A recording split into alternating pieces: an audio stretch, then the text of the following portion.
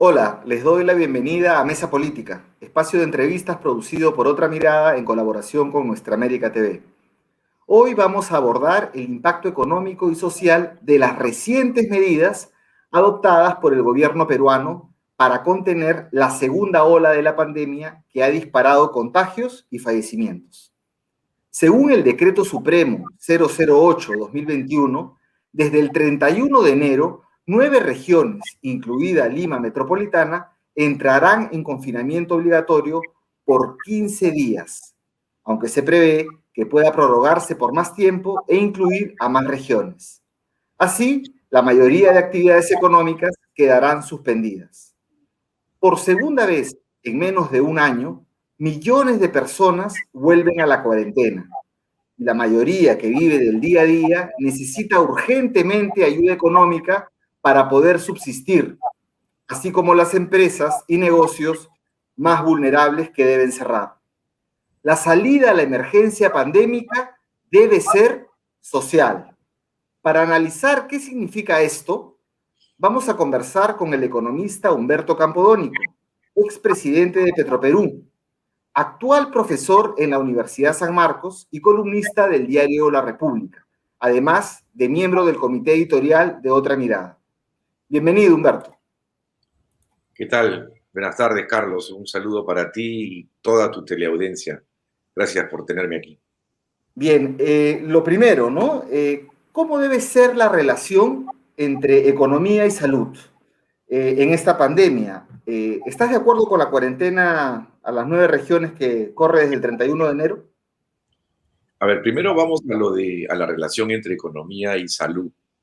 Yo creo que es evidente que la salud tiene que venir primero, tiene que tomar en cuenta también a la economía, pero en los momentos en los cuales entramos a momentos de crisis tan grandes como el hecho que ya no hay infraestructura de salud disponible, que ya no hay camas UCI, que la gente se muere en la calle por no tener atención, que ya está al máximo todo el sistema, es un momento en el cual la sociedad, como miembros en común de una agrupación, tenemos que ser solidarios, tenemos que priorizar la vida. La gente simplemente no se puede morir en la calle.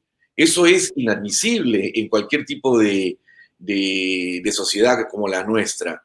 Por lo tanto, la solución que tenemos hoy día a la mano, ya que no tenemos vacuna, que podemos hablar de eso después, es el hecho que hay que reducir la movilidad para reducir el contagio y por lo tanto evitar que no pueda haber gente que tenga acceso a la cama UCI.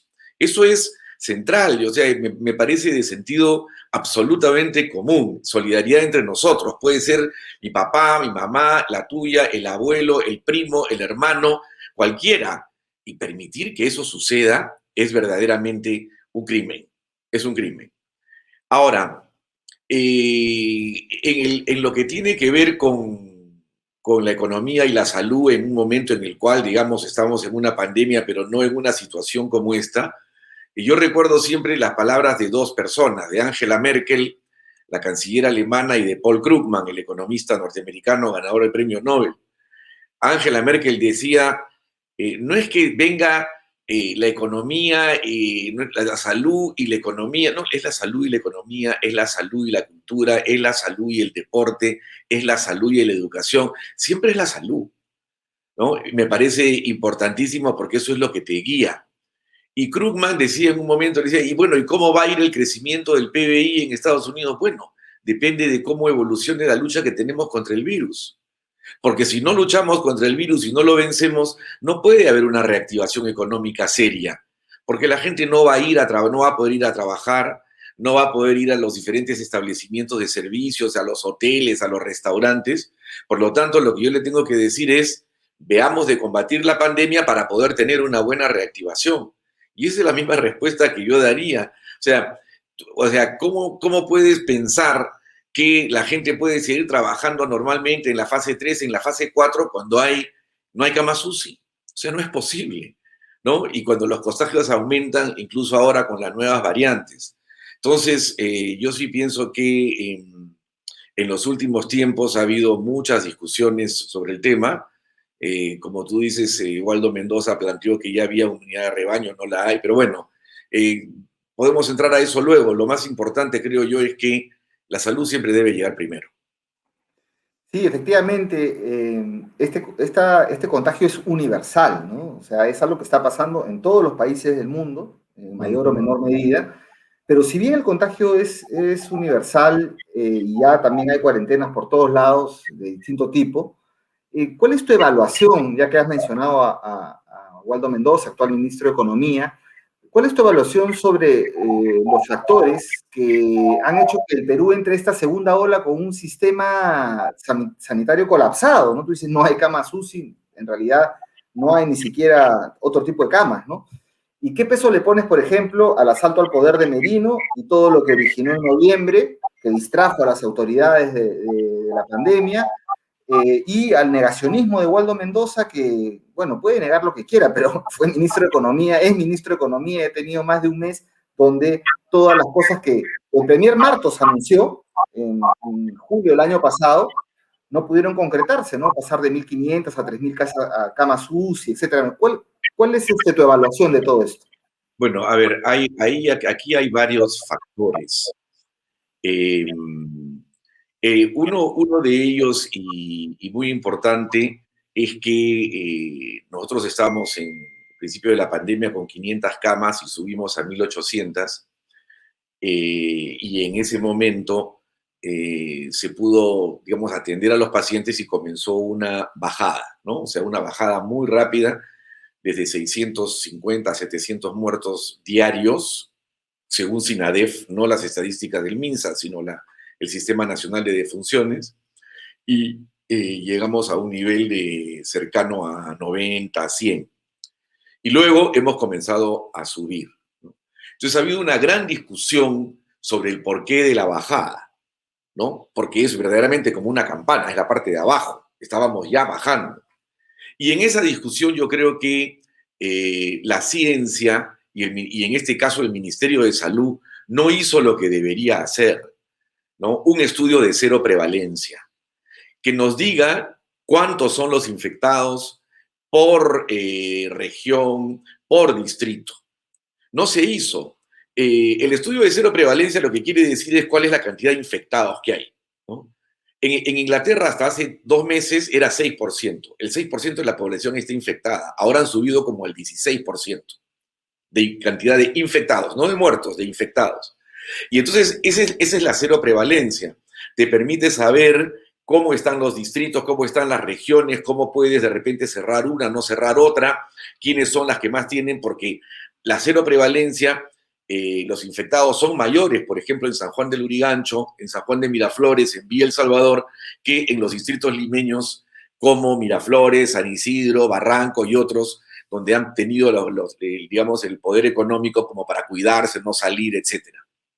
Entonces, el ministro Martos, anunció 2, 3 semanas antes de irse que ya había un estudio de cero prevalencia, que era 38% en Lima, que quizás era 70% en Iquitos, pero nunca se publicó.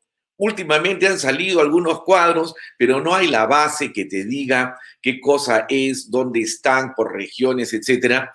Y entonces, si no hay un estudio científico liderado por el Estado, por el gobierno, que te diga cómo es, tú das carta libre a que mucha gente, con muy buena intención, epidemiólogos, no sé cómo se llama, creo que es Bustamante, el que tiene el programa de las matemáticas, o Waldo Mendoza, elabore sobre la base de modelos matemáticos y epidemiológicos del exterior, un modelo donde toma un parámetro que dé 0.5 y dice, ya tenemos más del 50%, ya tenemos inmunidad de rebaño, ¿no? Lo cual ya admitió estaba completamente equivocado. Ahora, yo quiero decir una cosa, Waldo, que lo conozco, en la primera cuarentena fue de aquellos que cuando había muchísima presión para que se levante, en 2 ocasiones planteó que la cuarentena siga, lo planteó. Yo pienso que Waldo Mendoza es una persona que obedece a sus propias convicciones, y que se guía por ellas, no por cuestiones ajenas. Y él lo ha dicho, le ha pensado que estábamos en un momento en el cual podíamos ir a fase 3, a fase 4 y podíamos ir en una recuperación en V, y así es como ha actuado, ¿no? Y así como ha venido actuando, como se demuestra en las diferentes discusiones dentro del Consejo de Ministros, fundamentalmente con la ministra Massetti, que es la que ha dicho que hay diferencias. Entonces, yo pienso que, digamos, no es una cuestión de personalidades. O sea, mejor dicho, yo no dudo de la idoneidad de Waldo en sus calidades como economista, pero el planteamiento que él tiene de que no había segunda ola y de que por lo tanto podemos avanzar fuertemente en una recuperación en B, no es lo que se necesita, ¿no? No es lo que se necesita alguien que plantee temas no solamente, o sea, digamos, ahí en ese momento la economía se ha metido en la epidemiología, pues, ¿no? Entonces es un problema, porque, por ejemplo, yo que todo el tiempo he estado opinando sobre este tema, siempre he dicho, los epidemiólogos dicen, he planteado que debería haber un tablero de control, como hay en Colombia, como hay en Chile, como hay en Argentina, semáforos. O sea, si es que llegas a determinado número de camas UCI que no haya contagios, a fallecidos, y luego todos esos indicadores te dicen alerta amarilla, alerta naranja, alerta roja. Y eso inmediatamente gatilla medidas que hay que tomar. Iguales en Chile con su programa paso a paso. El paso 1, cuarentena total. El paso 2 va saliendo un poco. El paso 3, otro.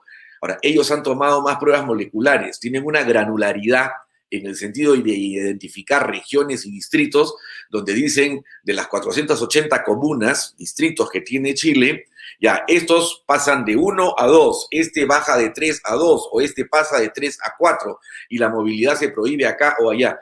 Yo no estoy diciendo que adoptemos eso o que adoptemos otra cosa, no sé, lo tienen que decir los epidemiólogos y los médicos, pero tiene que haber un tablero de control que gatille medidas, donde el ministro de Educación o el ministro de Economía o el ministro de Transporte, el ministro de Vivienda, con decisiones tomadas en Consejo de Ministros sobre la base de indicadores claramente definidos, establecidos y votados en Consejo de Ministros, cuando hay estas cosas, va la medida. No es que el ministro de Economía me dice, que el ministro de Trabajo me dice, no. O sea, ya está establecido un camino. Y en ese sentido yo creo que esta informalidad peruana también alcanza a los gobiernos, alcanza al Consejo de Ministros, y eso es lo que debe cambiar. Ahora me parece que estamos en un buen camino, si es necesaria una cuarentena. No puedo dar opinión como economista si la cuarentena esta cuarentena que se ha dado focalizada es la mejor o no.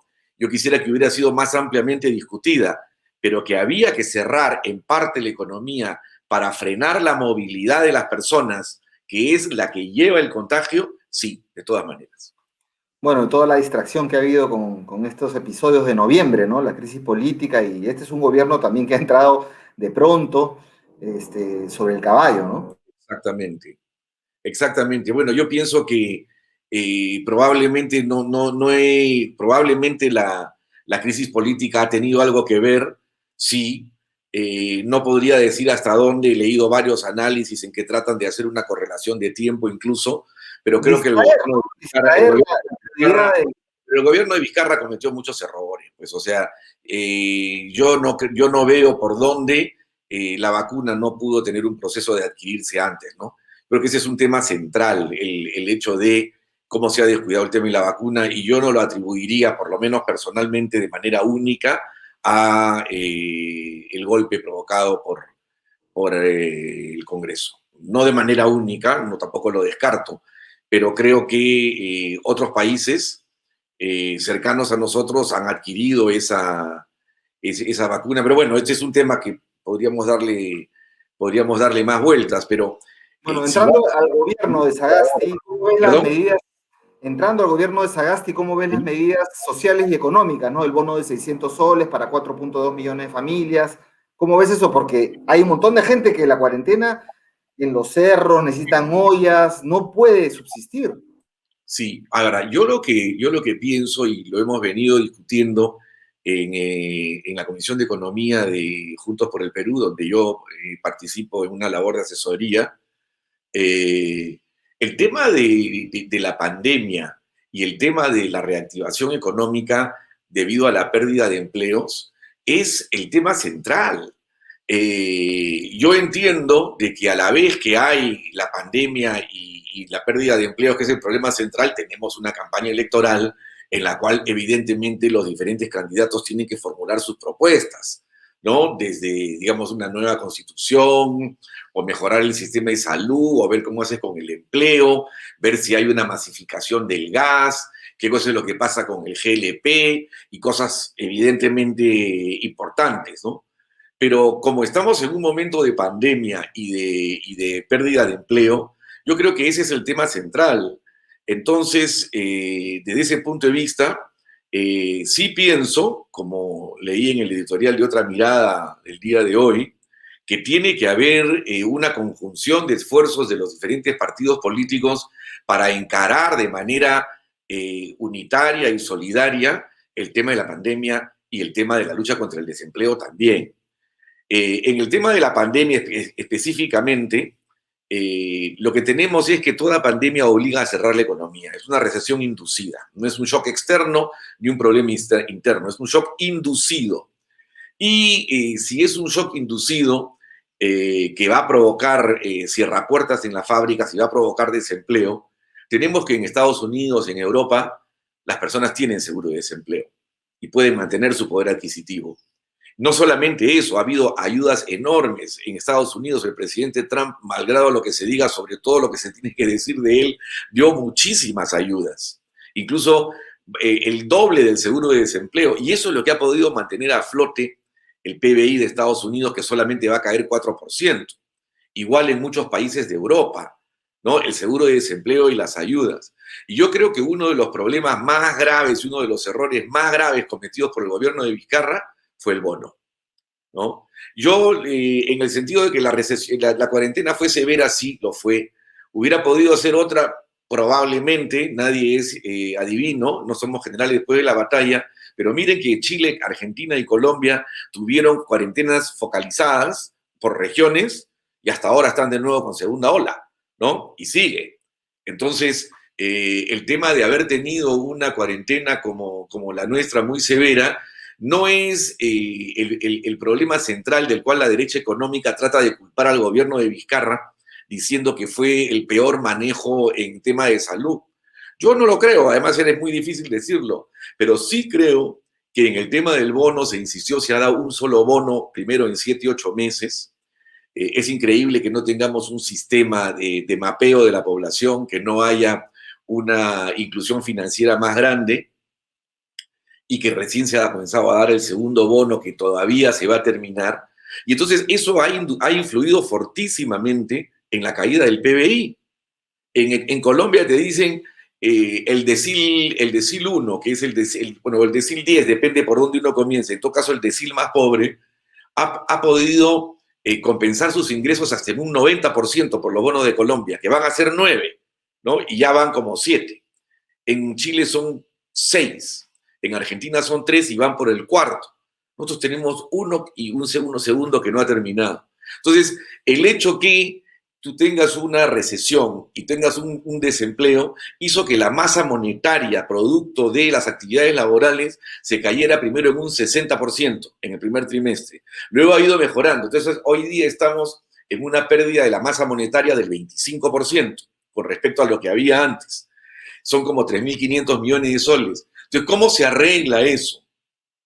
Con el efecto reactivador que tiene el bono, porque el bono no solamente compensa a la persona, sino que hace que esta persona compre, y al comprar mueve la demanda. ¿A quién le van a vender las empresas que tienen préstamo de Reactiva Perú? O sea, si es que no hay demanda y que la inversión pública es importantísimo que se reactive, pero va a tardar. Entonces, ahora Sagasti de 600 soles es menor, digamos, y solamente para las regiones confinadas. ¿Cómo ves esto? Yo creo que, o sea, no voy a estar en contra de que haya un bono de 600 soles, pero lo que sí pienso es que, bueno, es un bono de 600 soles por 15 días, ¿no? Eso es lo que se ha dicho. si es que se siguiera una regla de 3 y si tuviéramos un confinamiento adicional de 15 días, tendrían que dar 600 soles más, ¿no? En ese sentido sería mayor que el de 760 que hay ahora. Pero más allá de ese pequeño cálculo, yo creo que debería haber un tercer y un cuarto bono universal con el método de la focalización inversa y no con el método de la focalización donde estás buscando a quién recibe y quién no recibe, porque estamos en una pandemia. En ese sentido, mejorando cada vez el tipo de reparto, la distribución, que no haya colas, que no haya aglomeraciones, si hay algún problema, entonces con el bono, que sea un problema de un error por exceso y no por omisión, porque esto no es una dádiva, no es algo que sea una limosna, es una obligación del Estado de compensar a su población cuando le prohíbe trabajar porque le Un obliga argumento es que no hay plata. con un 70% de informalidad. Entonces, esto es un deber del Estado. Algunos dicen, no, induce a la ociosidad. No es verdad. Todas esas son, en parte, bueno, pueden ser creencias o teorías de algunas personas, pero también existe, pues, en el Ministerio de Economía y Finanzas la idea de que ya ha habido un déficit fiscal demasiado grande y que es el momento de comenzar la consolidación. Claro, Y se esa dice que no hay plata. ¿Hay plata o no hay plata, Humberto? Creo que, o sea, hay dinero y hay capacidad de endeudamiento. El FMI recomienda en este momento endeudarse. Se puede endeudar y hay ahorros. Siempre es una mezcla de ambos, la manera como vamos a financiar el déficit fiscal. Y se puede. Y buscaremos la consolidación fiscal, o sea, la reducción, en el momento en el cual estemos venciendo la pandemia y reactivando. Porque si estamos en recesión y no hay gasto, la política se va a volver procíclica, o sea, vamos a incentivar más recesión. La política anticíclica es aquella que con el gasto te saca de esa espiral hacia abajo. Entonces, Y, eso es lo que nosotros necesitamos. pero y en esa medida, en ese razonamiento, ¿Waldo Mendoza es la persona indicada para seguir en el Ministerio de Economía o por ahí no Yo, va yo en todo diría que caso? no, porque su planteamiento, bueno, total, ha hecho el planteamiento de la inmunidad de rebaño, que evidentemente no ha funcionado, ¿no? No solamente porque hay nuevas variantes del virus más contagiosas, sino porque no hay inmunidad de rebaño, para comenzar. No hay inmunidad de rebaño, estamos en 38%, ¿no? Más allá de las variantes, no hay. Ok, pero eso él mismo lo ha admitido y ha dicho que vayamos para adelante. Pero si ahora tenemos que subir el impuesto selectivo al consumo, al cigarrillo y a las bebidas alcohólicas para recaudar 100 millones de soles, y si vemos que en el tema de la SUNAT, que puede chequear las cuentas de los contribuyentes que ganaban 10.000 soles, ahora se ha subido a 30.000. Estoy de acuerdo con el planteamiento que viene de la OCDE de luchar contra la evasión y la elusión tributaria. Estoy en contra de aquellos que aducen que esto es anticonstitucional. No es así.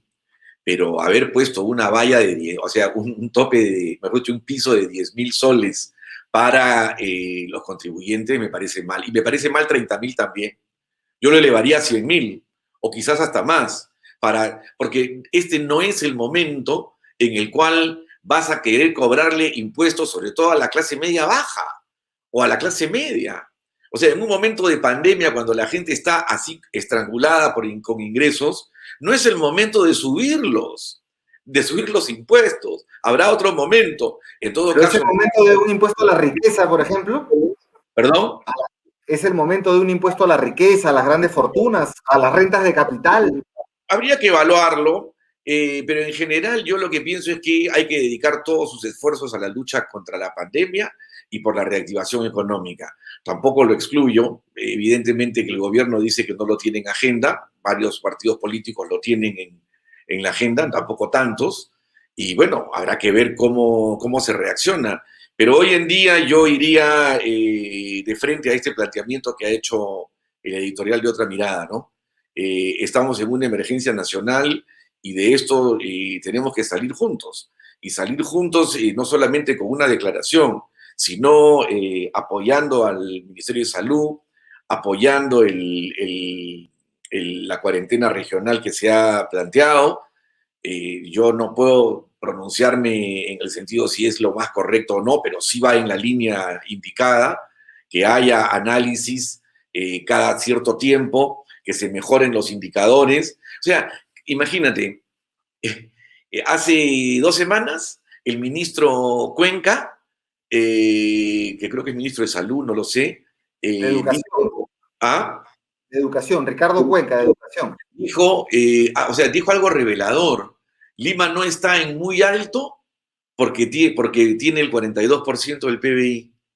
Por eso es que no está en muy alto. Ya había la emergencia, pero el factor económico en los indicadores epidemiológicos, o sea, en los indicadores para medir la crisis, incorporaba el PBI. Entonces yo me pregunto, entonces, ¿qué tiene que hacer Lima para poder entrar en cuarentena? ¿Bajar a 20% el PBI? ¿No? Para que ya no tenga tanta implicancia, lo que es un absurdo total. Entonces, de una semana a la otra, ¿no? Ante la evidencia de la emergencia, han tenido que dejar de lado el criterio del 42% del PBI, que era el vigente, y evidentemente han tenido que ir a una cuarentena focalizada, ¿no? ¿Por qué? Porque la salud es primero.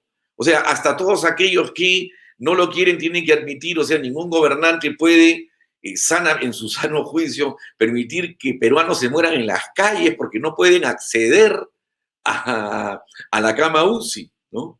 Bueno. Con bono también, porque también pueden morir de hambre mucha gente, ¿no? Van a aparecer las banderitas blancas en todos los asentamientos humanos. Pero por eso Si es que se atiende, ¿no? el tema del bono es importante y además yo creo que tiene que haber un apoyo tiene que haber apoyo a las ollas comunes, hay que ver la iglesia, lo que hace, y hay que ver algunas instituciones privadas también. Habrá que ver la manera bajo la cual, digamos, no es solamente un tema de que recibes el bono. Me parece muy bien lo que me dices y aclaras, o sea, es un tema más social. Si nos vamos a involucrar todos, no es solamente porque firmamos un papel, sino porque tenemos esa disposición, ¿no? Y esa disposición abarca estar con las ollas comunes, estar con la labor que hace la iglesia, alguna empresa privada también. Las organizaciones sociales, las organizaciones del campo popular que están muy cercanas, ¿no? Hay que trabajar, no hay que tenerle miedo al pueblo, ¿no? Eso es importante. Y ya para finalizar, Humberto, te agradezco por todos estos enfoques que estás trayendo aquí. Para finalizar, de cara a una tercera ola, porque ya estamos viendo que en algunos países de Europa se habla de que están en tercera ola, ¿qué otras medidas? Tú hablas un poco de la unidad nacional en el sentido de que las campañas electorales, quienes aspiran a gobernar el Perú, tienen que ponerse de acuerdo pues en algunas cosas de unidad para enfrentar la pandemia. ¿Cómo ves entonces este nuevo gobierno? ¿Qué tendría que hacer? Porque va a entrar a pandemia, no a pospandemia, ¿no? Es lo más probable. Yo creo que uno de los temas centrales es la vacuna, ¿no? La vacuna es, o sea, cualquier cosa que se haga desde el punto de vista de las medidas del confinamiento, la cuarentena, tiene vida limitada hasta que efectivamente, si entramos en un cuadro de tercera ola tan fuerte, quizá vayamos a la inmunidad de rebaño, sí, pero ahora hemos tenido 80.000, 90.000 muertos, ¿qué? ¿Con 100.000 muertos más? ¿Con 150.000 muertos más? Y dura ¿No? 6 meses la humanidad de rebaño, dice, según el médico doctor Ugarte, que Sí. con las nuevas cepas solo 6 meses dura, ¿no? Y nuevamente... Sí, bueno, pero entonces, digamos, desde este punto de vista, la ciencia es la que tiene el remedio. Tenemos ahí un virus, está mutando, etcétera, pero tenemos que tener acceso a la vacuna. A mí me parece que, bueno, el presidente hizo el anuncio de que este mes llegaba, ya estamos casi a fin de mes. Habrá que ver cómo es que avanza. Habrá que exigir el tema de la vacuna. Es lamentable lo que ha sucedido, pero es eso lo que nos tiene que preocupar, porque es eso lo que nos va a sacar de esta crisis. Y mientras tanto, hay que cumplir con lo que ha dicho el gobierno, hay que mantener la distancia social, lavarse las manos, obedecer la cuarentena en todo lo que se pueda, que se reciba el bono, y seguir luchando como país para poder derrotar esa pandemia. Bien, Humberto, muchas gracias. Espero que se dé ese giro político y además esta no es una campaña normal como para estar confrontando entre fuerzas políticas, es un momento de unidad nacional porque la gente está que se muere. Te agradezco mucho por esta entrevista y amigos, amigas, con nosotros será hasta otra emisión de Mesa Política. Muchas Gracias. gracias. Chao, nos vemos.